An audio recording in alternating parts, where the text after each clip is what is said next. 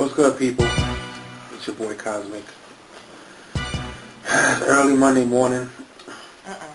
And the topic is, even though you see the kids around me, they do factor into the topic. The topic today is prohibition. Now what is prohibition? Okay, don't ask no questions before I have to beat you on camera. I look like a bad father.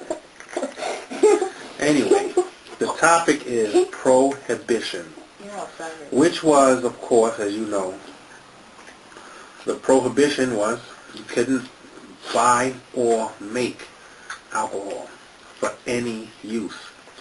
Now, we've been watching Boardwalk Empire, and we love the whole struggle over politics and control of the illegal gambling and alcohol and things of the such.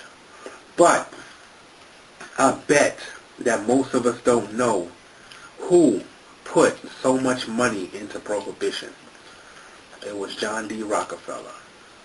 Why would Rockefeller push for prohibition? Did he have some sort of noble agenda?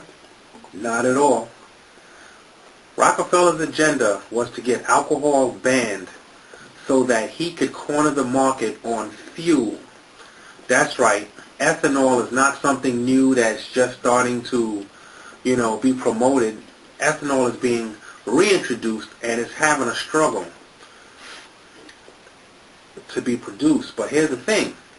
Ethanol, when Henry Ford first created cars, he made it in such a way that you could make a simple switch in your carburetor and you could run your car on ethanol, which comes from alcohol, which can be grown in the ground.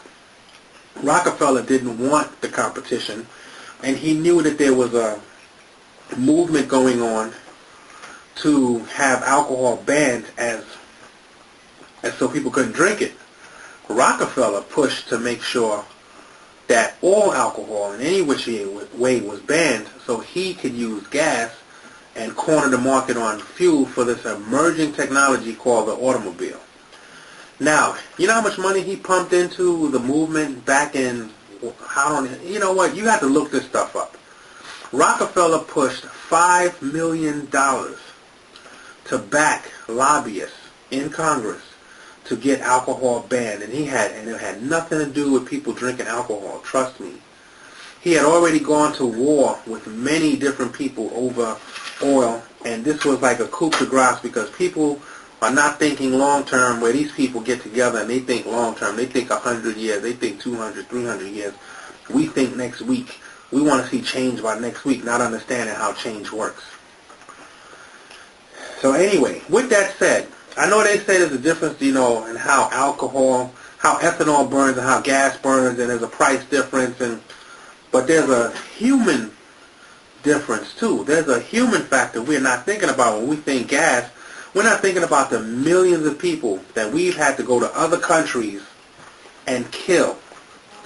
We are not thinking about our children being sent to wars that don't have to be fought. All of our wars are fought over resources. Our biggest wars are fought over oil. Just look at where we are, and you can tell where our biggest wars are. And tell me what resource comes out of the regions that we are at war. And you will understand what's going on. We are at war and sending our children off to die or to kill. Neither one is any good, so that the rich can become richer. Now, I don't want to get off the topic too much. The topic is the fact that the oil companies under Rockefeller had ethanol banned. They didn't just have alcohol banned. They had alcohol banned in any use. So you couldn't even make alcohol to put in your car. You could be arrested for that. See, they're slick, and they did it for just enough time so that when the automobile became popular, people were already used to gas, and nobody was going to, start using ethanol too much. But there are a lot of men out there here and there in their own little farms that actually ran their vehicles still on ethanol. Not only their tractors and their farming equipment, but their automobile. All depends on where you go. And if you look it up, you'll see that there are still men who do it, and of course now they have cars that run on ethanol. damn it, all cars should run on ethanol, regardless of the price, because it would bring back a huge boom to the farming industry. They would have reasons to have farms again, to grow crops for ethanol and for other crops for us to eat. It would reduce our military footprint around the world. It would crush most of these big businesses that are based completely on your consumption of gas. BP, Exxon, Mobil, all these companies, they really just sister companies anyway. It's not like there are a whole bunch of different companies. They're sister companies. Don't get it twisted. And with our own cash crop, with a crop that big, the difference in lives, not just the price, the difference in lives is major. You think all these other people are at war with us because of our freedom? Oh my goodness, if the kids wasn't here, you'd hear what I had to say about morons like you who think that these wars are about freedom and terrorism. These wars are all boil down to capitalism and money and who can make it. And it's not only just capitalism, but it's the evilest form of capitalism where they reduce your choices so you only have, sit down. So you only have certain choices. And with those, you think you're free, but you're not free because your choices have been limited. So I would hope that you now understand why we are so big and so enslaved to the gas companies. They enslaved us. It's not like we made a choice and said, we need gas. Hey, there's no more juice, is there? Go ahead, yeah. Don't put your hand on top of the cup. So we can send our children off to war. With everything I've learned, there's no way I want my children to join the military, though I'm not trying to say that those in the military are not noble people. I'm just saying we've been tricked.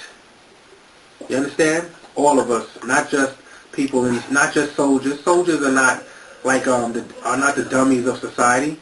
They're just the people who decide that they want to fight for a cause, not understanding that the cause has been fabricated. Most of our reasons for being anywhere else in the world has to do with our owners, and we are owned. First time I ever heard a white man say we were owned was George Carlin. Just so happens me and George Carlin have the same views on mostly everything, it seems. Anyway, this was your boy Cosmic. I'll holler at you. I got some cleaning up to do, and I got to take a shower, and I got to go to the supermarket and run around and cook later. And my own slavery is here. I wish I had them more often, but hey, that's how it goes. It's your boy Cosmic. I'll holler at you.